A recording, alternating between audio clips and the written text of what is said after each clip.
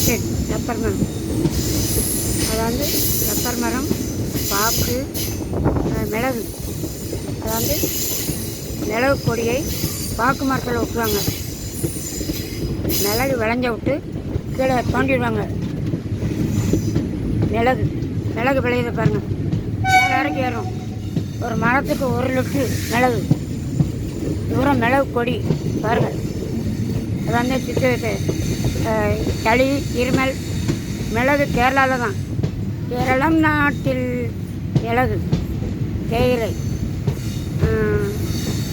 என்னது ஏலக்காய், மிளகு, திப்பிலி எல்லாம் இங்கே தான் விளையுது. தமிழ்நாட்டுக்கு வருது. கிலோ 600 ரூபா 700 கொண்டா. எப்படி இருக்குது? சூப்பராக இருக்கா? Super super